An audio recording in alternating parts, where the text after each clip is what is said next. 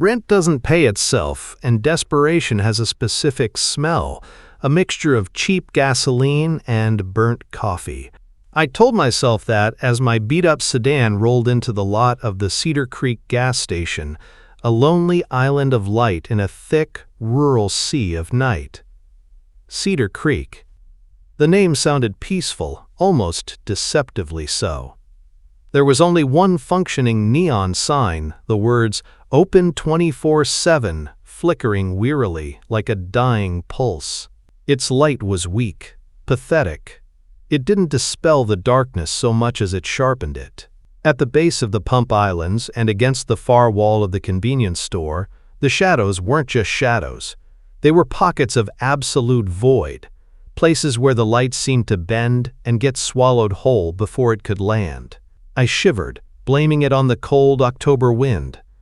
The push of the glass door was met with the dull, anemic chime of an old bell. The air inside was thick, difficult to place. At first, my nose was hit with the aggressive scent of pine from an air freshener dangling over the counter. But beneath that chemical attempt at cleanliness, there was something else. A cloying, sickly sweet metallic tang, faint like the ghost of old blood. I glanced around, looking for a rational source. Maybe someone had dropped a package of frozen meat. That had to be it. A woman emerged from a back room, and I knew instantly she was Martha, the manager who'd hired me over the phone. She looked older than the station itself. Her white hair was pulled into a severe bun, her face was a roadmap of deep-set wrinkles, and her eyes, God, her eyes were as vacant as dry wells. She didn't look at me so much as through me. "You're Leo?" Her voice was brittle, stripped of all emotion. "Yes, ma'am. Here for the night shift." She gave a slow, deliberate nod, her gaze still cataloging me as if I were a piece of inventory. "Simple job. Watch the register, mop the floors, restock the shelves. No falling asleep." She paused, her focus sharpening for a moment. "You got a watch?" I instinctively patted my pocket. "I use my phone, ma'am." "No," she said, and the word had a strange, unyielding weight to it. "You need a watch, a real one, on your wrist. Time is important here." As she said it, an unconscious gesture betrayed her. Her eyes flickered down to her own left wrist. There, on the wrinkled, papery skin, was a stark white scar, a perfect, straight line where a watch band would have rested. It didn't look like an accident. It was too clean, too deep, as if the watch had been violently torn from her. A cold, sharp realization pricked at the back of my neck. She wasn't just an old manager. She was a survivor. Martha turned to the counter, retrieving a set of ancient, tarnished keys and placing them on the formica with a dry click. Her bony fingers trembled slightly as she pushed them toward me. "Here," she whispered, and this time her voice was almost robotic, a line recited so many times it had been scrubbed of all meaning. "This place has its rules. Break them and it will make new ones for you." The words hung in the air between us, heavy and ominous. It wasn't a friendly warning, it felt like a verdict. She said nothing else. No good luck, no pat on the shoulder. She simply turned, walked out the door, and was consumed by the night so quickly, I almost wondered if she'd been there at all. The bell chimed its sad little note, then fell silent. I was alone. The silence of a late-night convenience store is a special kind of quiet. It isn't peaceful. It's pressurized. I could hear the low hum of the drink coolers, the faint crackle of the neon bulb, and the frantic drumming pulse in my own ears. Trying to get a grip, I walked from behind the counter and stared out the large plate glass window, needing a dose of normalcy. But what I saw only curdled the growing unease in my stomach. The shadows, the long, dark shapes cast by the gas pumps. Under the distant streetlights and the station's own sickly glow, they weren't just falling in strange, unnatural directions. They were moving. Slowly, almost imperceptibly, they were lengthening and then contracting, like the massive lungs of some invisible beast inhaling and exhaling in the darkness. I stood frozen, breath caught in my throat. The faint, phantom smell of old blood seemed to thicken in the air. Martha's words echoed in my head. "It will make new ones for you." And for the first time that night, I felt a cold, brutal certainty. I hadn't just accepted a job. I had walked into a trap. The sight of the breathing shadows held me hostage for a long moment. My mind scrambled for an explanation. An optical illusion, a trick of the flickering lights, sheer exhaustion playing games with my vision. But the feeling in my gut, cold and heavy, rejected every rational excuse. I backed away from the window, my heart hammering against my ribs like a trapped bird.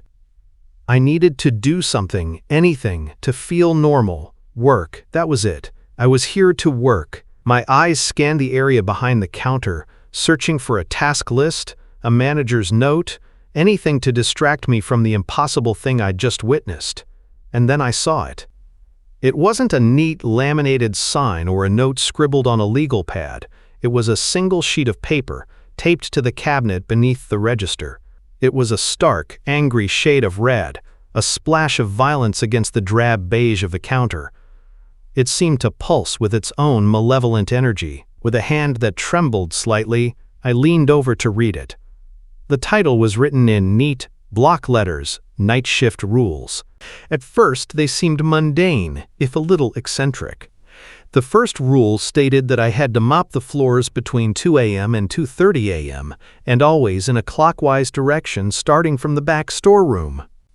The next one was simpler. The coffee pot must never be empty, and if it ran low, I was to brew a fresh pot immediately. A third rule warned me not to answer the payphone if it rang, explaining that it hadn't been connected in 20 years.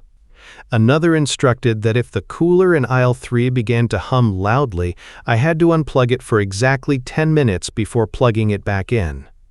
Strange, but manageable. I felt a sliver of relief. This was just the nonsensical world of a weird old woman, a series of rituals born from years of lonely nights. I could handle weird. Then my eyes fell upon the fifth rule, and the fragile calm I'd built shattered. It read, "Keep the back storeroom door locked at all times.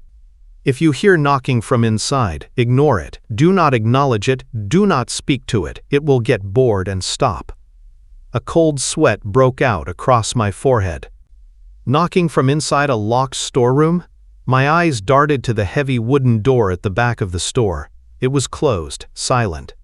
For now, the faint, sickly sweet coppery scent I'd noticed earlier seemed to waft from that direction, the smell of a fresh nosebleed, but old and stale. I forced myself to keep reading, my dread growing with each line.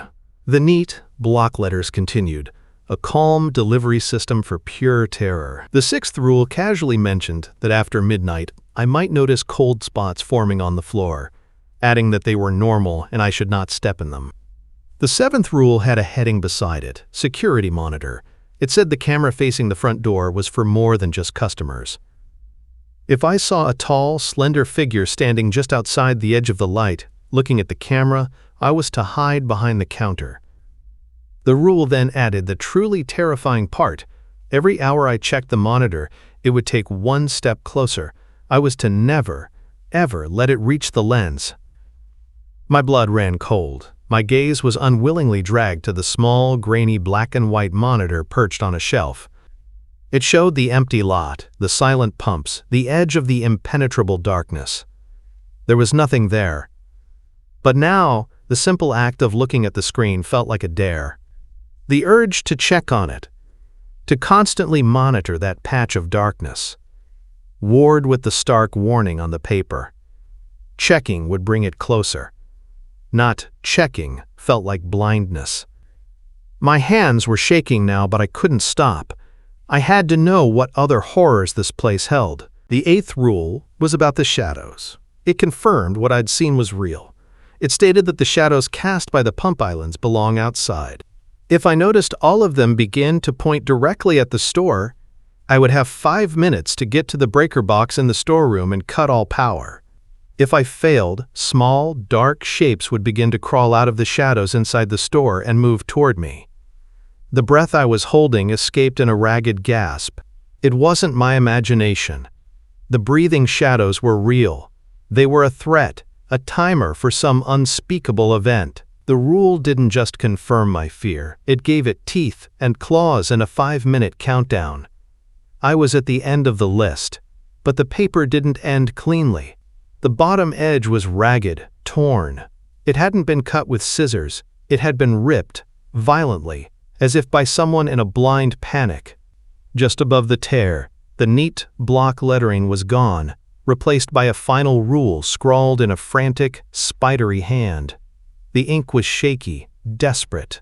The words felt like ice in my veins. It said, "Most importantly, if you see yourself." That was it.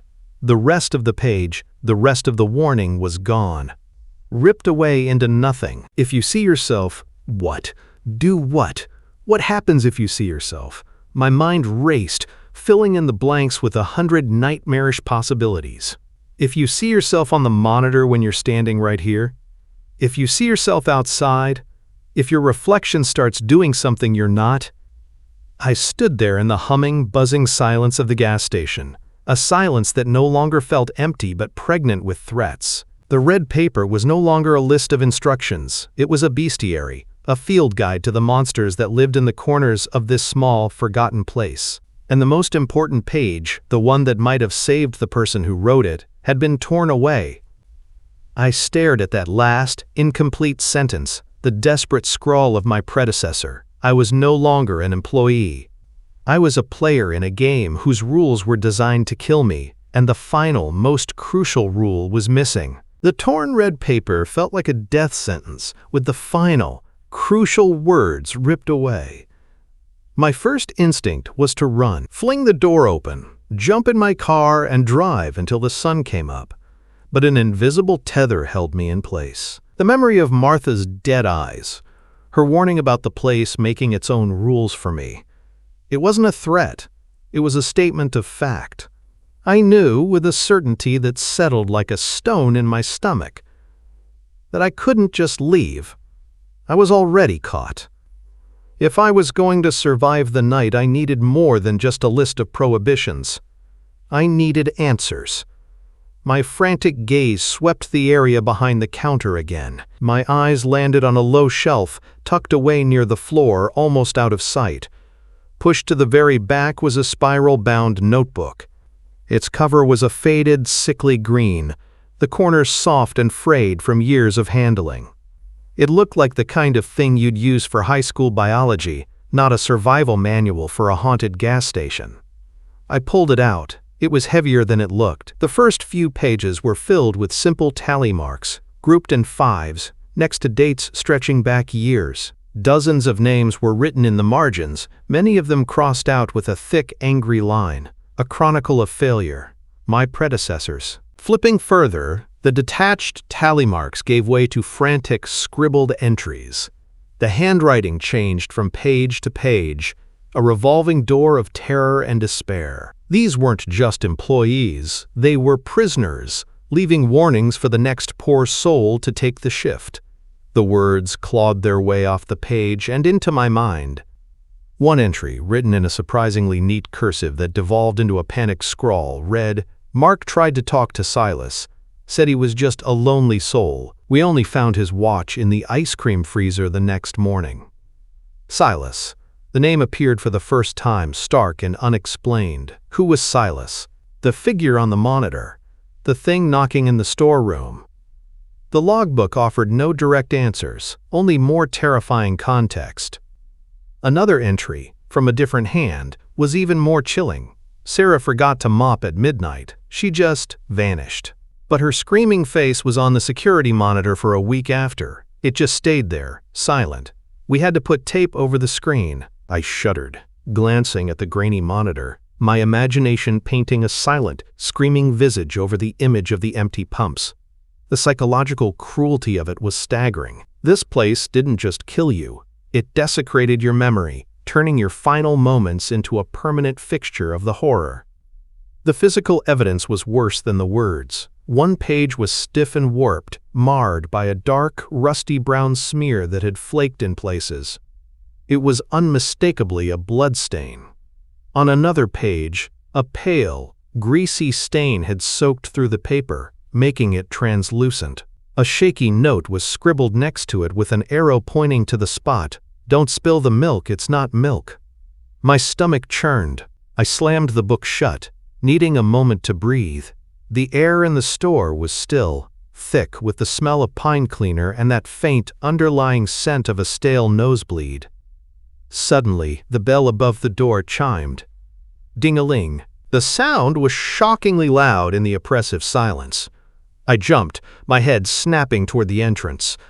But the door was closed. No one was there. I held my breath, listening. The silence returned, deeper and more menacing than before. And then I heard it. Faint, but clear. A child's giggle, echoing from the empty threshold. It was a sound of pure innocence, yet in that moment, it was the most profane thing I had ever heard. I scrambled to the door, my hands shaking as I peered through the glass.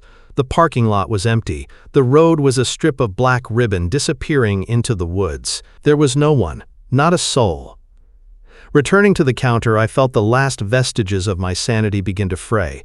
Was I hallucinating? Was the stress getting to me? I needed proof, something tangible. My eyes fell back to the green logbook. I had to know more. That's when the second sound started. Tap, tap, tap, tap. It was coming from aisle 3, the cooler, the one the rules had mentioned. It wasn't the loud hum the red paper had warned about. This was a deliberate, rhythmic tapping from inside the sealed glass door. Tap, tap, tap, tap. It was a pattern. My blood turned to ice. It sounded familiar, like something I should recognize but couldn't place. I frantically flipped through the logbook again, my fingers clumsy with fear. Searching for any mention of the cooler, I found it near the back. A short, almost illegible entry. The ink was so faint it was barely readable. The tapping isn't random. It's Morse code. It's spelling my name. My breath hitched. My eyes shot to the cooler. The tapping continued, patient and persistent. Tap, tap, tap, tap, tap, tap, tap. I didn't need to know Morse code. I just listened. It was a slow, 3-part rhythm. A long letter, a short letter, a long letter. L-E-O. It was spelling my name. L-E-O. The tapping stopped, leaving a silence that was louder and more terrifying than the sound it replaced. My name plucked from the ether and drummed out on the glass of a drink cooler. A cold, paralyzing dread washed over me, far more chilling than any of the cold spots the rules had warned about. It knew my name. This wasn't a random haunting. It was personal. My hands flew to my pockets, fumbling for my phone. I needed an anchor, a connection to the world outside these walls. I needed to see the time, to believe that a normal, linear progression of moments still existed somewhere. The screen flared to life. 9:45 p.m. I let out a shaky breath. It felt so much later. I looked up at the large, circular clock on the wall behind the counter, its red second hand sweeping steadily. 9:45 p.m. My phone and the wall clock were in sync. For a split second, I felt a wave of relief. And then they stopped, both of them, at the exact same instant. The second hand on the wall clock froze, pointing directly at the 9. On my phone screen, the numbers chapter 9 verse 45 were burned into the display, unblinking. It wasn't a glitch, it was a shutdown. A complete and total cessation. The change wasn't just on the clocks. The very fabric of the environment shifted. The low, familiar hum of the coolers and the fluorescent lights abruptly died, but the lights themselves stayed on, casting the same sickly, pale glow. The silence that rushed in to fill the void was absolute. It was a physical presence, a heavy blanket pressing in on me from all sides, muffling the world. I couldn't hear the wind outside, the distant rumble of a car on the highway, not even the soft creak of the old building settling. The air itself grew thick and stagnant, like the atmosphere at the bottom of a deep well, heavy and hard to draw into my lungs. My own heartbeat became a frantic, booming drum in my ears, the only sound in a dead world. I was sealed in, a fly in amber. Then a new sound began. It wasn't from the coolers or the lights, it was lower, deeper. A sub-audible vibration that started in the floor, traveled up through the soles of my shoes and resonated in my bones. It was a slow, rhythmic pulse, a deep, resonant thrum that seemed to emanate from the very walls around me. Thrum. A long pause. Thrum. I looked at the ceiling panels. As the sound swelled, I could swear I saw them bow downward, just a fraction of an inch, before receding as the sound faded. The wooden shelves gave a soft, rhythmic groan in time with the pulse. The entire station was breathing. A slow, deep, slumbering breath. I wasn't just trapped in a building. I was trapped inside a living thing. A thing that had just woken up. My panicked gaze darted around the store, searching for an escape, an explanation, anything. And then my eyes were drawn back to the counter, back to the angry red paper. Something was happening to it. On the empty space below the last, torn rule, a dark spot was appearing. It wasn't ink. It was a glistening, blackish-red bead of liquid, pushing its way up from within the fibers of the paper itself. It swelled for a moment, like a drop of blood welling from a wound, before it began to move. Slowly, viscously, it traced a line, seeping through the paper and leaving a dark, wet trail. Another drop appeared beside it, then another, each one forming a piece of a letter. I watched, mesmerized and horrified, as the strange, oily substance bled through the page, forming a new sentence, written just for me. The letters didn't just appear, they grew, like some kind of sinister mold, glistening under the pale lights. The final words seemed to soak into the paper with a finality that made my stomach clench. The new rule, number 9, was complete. When the clock stops, the exits are sealed. You have until it starts again to wipe every mirror and reflective surface clean. If you can still see your face when time resumes, it will no longer be your own. I stared at the fresh, glistening words, the last of the dark liquid slowly being absorbed by the red paper, leaving behind a stain that looked like an old scar. My eyes shot to the long, curved security mirror in the corner of the ceiling, then to the glass doors of the drink coolers, to the polished chrome of the coffee machine. Reflections were everywhere, and in every single one of them I could see my own terrified face, pale and wide-eyed, staring back at me.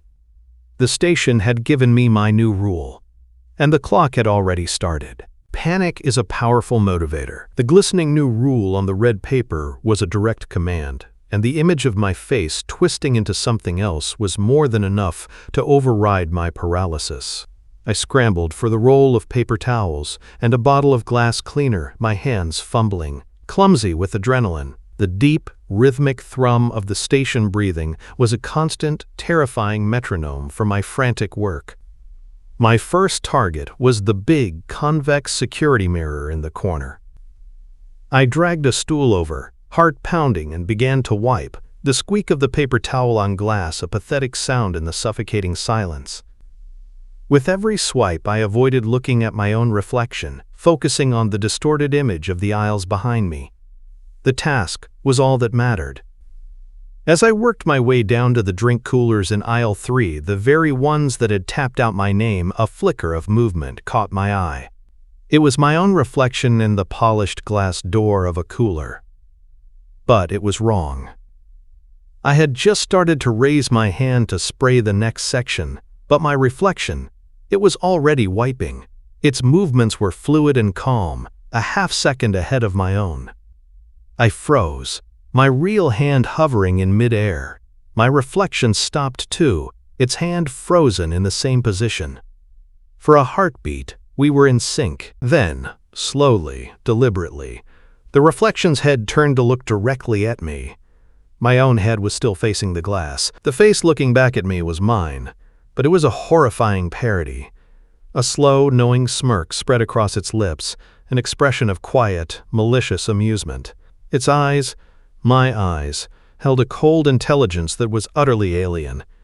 It wasn't a reflection anymore. It was something else looking out at me from my own face. A strangled cry escaped my throat, and I stumbled backward, tripping over my own feet and crashing to the linoleum floor. The bottle of cleaner skittered away. I scrambled away on my hands and knees, crab-walking backward until my back hit the shelves on the opposite aisle, rattling bags of chips. When I dared to look up again, the reflection was normal. It was just me, a terrified idiot sprawled on the floor, my face a mask of pure horror. But the smirk was burned into my memory. It felt like a violation, a deep, personal intrusion that left me feeling contaminated. Shaking, I forced myself to my feet. I had to finish. The rule was absolute. I finished the coolers and the front glass door, my movements jerky and paranoid, constantly glancing at my reflection, terrified it would act on its own again. Finally, I was done. Every reflective surface was clean, streaked with cleaning fluid but wiped clear. As I put the supplies back, my eyes were drawn once more to the security monitor. It was my only window to the outside, a grainy portal to the silent, waiting dark. My heart leaped into my throat. There was a man standing there. He was positioned exactly where Rule 7 had warned he would be, just at the edge of the light cast by the station, a tall, slender silhouette against the oppressive blackness. He was wearing an old, ill-fitting employee uniform, the kind gas station attendants wore decades ago. I couldn't make out his features clearly through the grainy feed, but I could see his posture. It was wrong. His head was tilted at a sharp, unnatural 90-degree angle, resting on his shoulder as if his neck were broken. It was Silas. I knew it instantly. This was the figure from the monitor, the name from the logbook. He just stood there, his head cocked at that impossible angle, seemingly staring right at the camera, right at me. Even through the low-resolution screen, I could feel the intensity of his gaze. It felt like two burning pinpricks, drilling into my skull. The fear was so intense it was dizzying. I ducked behind the counter, just as the rule had commanded, my breath coming in ragged, shallow gasps. My mind screamed at me not to look again. Every hour you check, it will take one step closer. How long had I been checking? I had no idea. Time had stopped. Did the rule still apply? Was he about to take a step? Or 100? I stayed crouched behind the counter for what felt like an eternity, listening to the slow, steady breathing of the station and the frantic pounding of my own heart. Finally, the silence was broken by a sound that was both mundane and horrifying. The front door chimed. My head snapped up. That was impossible. The rule had been clear. The exits are sealed. I slowly peered over the edge of the counter. The door was swinging shut, and standing in front of the counter, where a customer would be, was Silas. He was gone from the monitor. He was here, inside. The air around him seemed to crackle with a strange energy and a faint, sharp smell, like the air after a lightning strike mixed with the scent of singed meat pricked at my nostrils. His head was still tilted at that gruesome angle. His face was a pale, emotionless mask, his eyes dark and empty, yet they seemed to burn with a cold fire. He didn't move. He didn't speak. He just stood there, an effigy of wrongness. I was paralyzed, pinned by his silent, burning gaze. This wasn't a ghost, it was a presence, an authority. A wave of pure, undiluted terror washed over me, so powerful it felt like a physical force. I blinked, just for a second, and he was gone. He hadn't walked away. He had just vanished, as if he'd never been there at all. The air returned to normal, the sharp smell dissipating, leaving only the faint scent of pine. But the space where he had stood felt cold and dead. I was alone again, but the store felt more crowded than ever.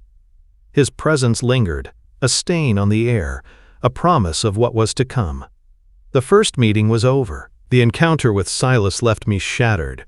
I stayed crouched behind the counter long after he vanished, my entire body trembling with a violent, uncontrollable shudder. He wasn't a phantom drifting through walls or a specter moaning in the darkness. He was a physical, malevolent presence. His appearance wasn't an accident. It was a calculated move, a deliberate display of power. He had bypassed the sealed doors, defied the frozen time, and stood before me as if to say, "The rules don't apply to me. I am the rule." When I finally found the strength to stand, my legs felt like water. My first desperate instinct was to find the green logbook again. The frantic scrawls of the damned were my only source of information, my only hope of understanding what I was up against. I snatched it from the shelf, my hands leaving sweaty prints on its faded cover, and frantically flipped through the pages. I was looking for any new mention of Silas, any clue about what he was or what he wanted.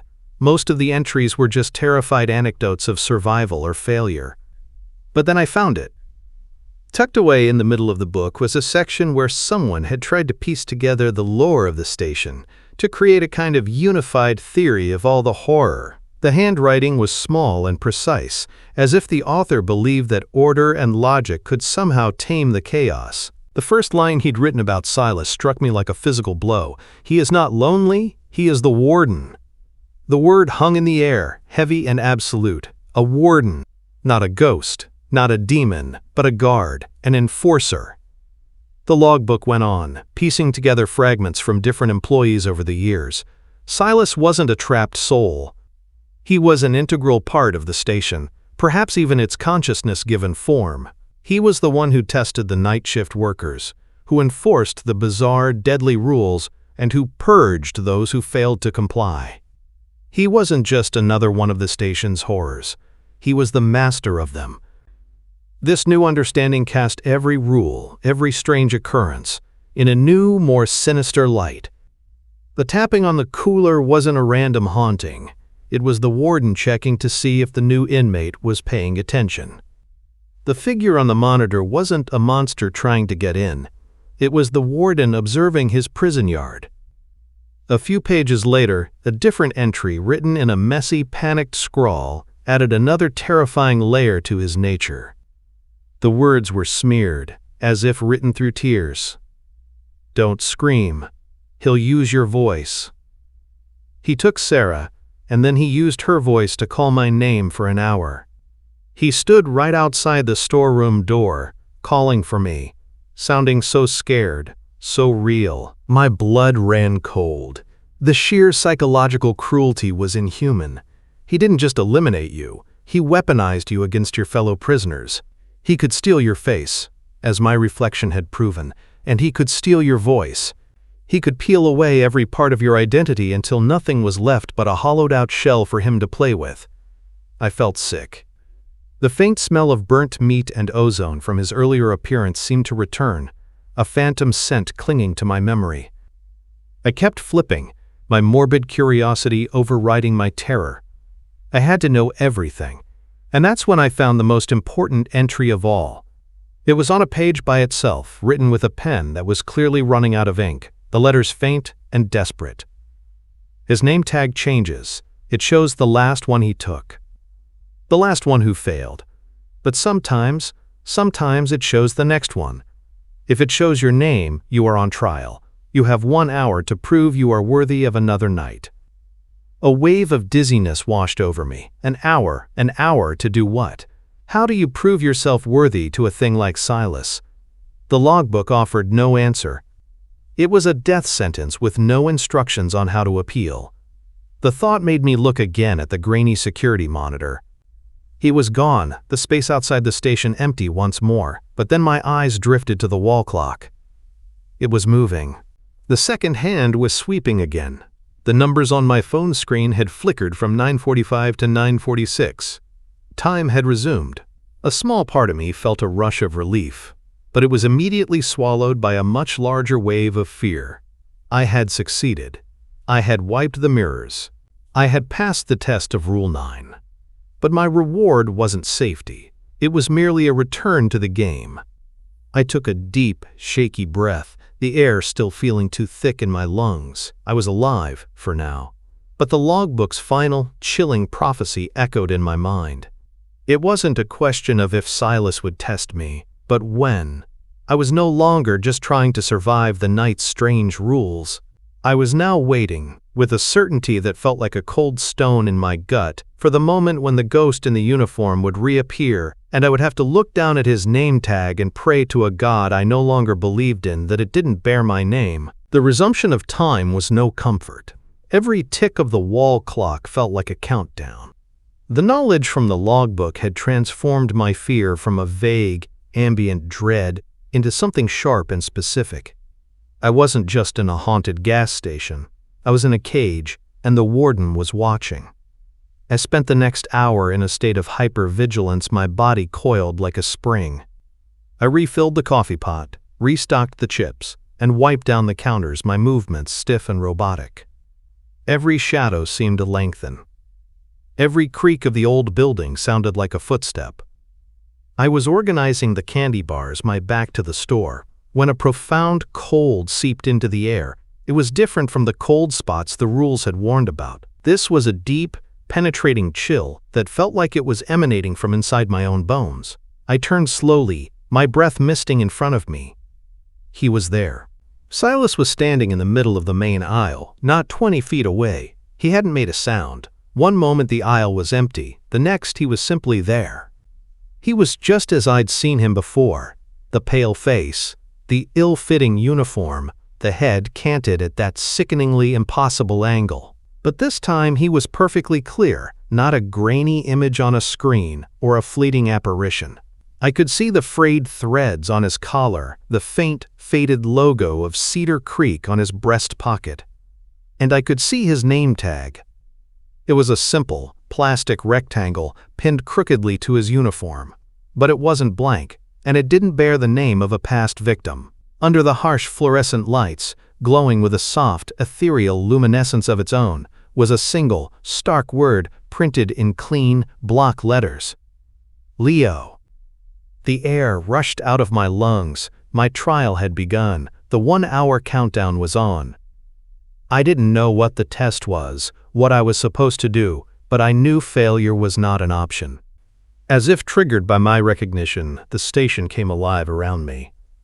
It wasn't just one thing this time. It was a full-scale assault on my senses. The cold spots on the floor, the ones Rule 6 had warned me about, began to move. They were no longer stationary pools of cold. They elongated, slithering across the linoleum like invisible serpents, twisting and converging on my position. I could feel their frigid touch through the soles of my shoes as they coiled around my ankles, a deathly cold that promised paralysis.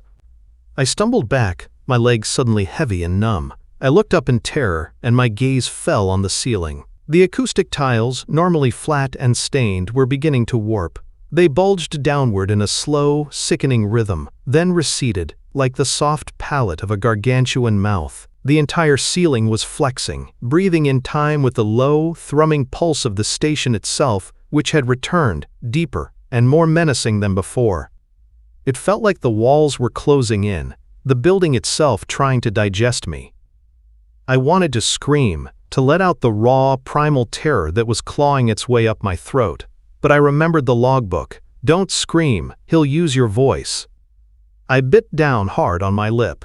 The sharp pain, a desperate anchor in a sea of madness. Silas hadn't moved. He just stood there watching me, his burning eyes devoid of any emotion. He was the calm center of the hurricane, the architect of my fear. And then, the ultimate violation occurred. He opened his mouth. But the voice that came out was not his, it was mine.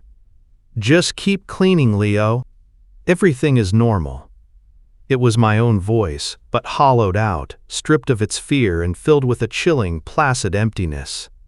It was a perfect mimicry, down to the last inflection.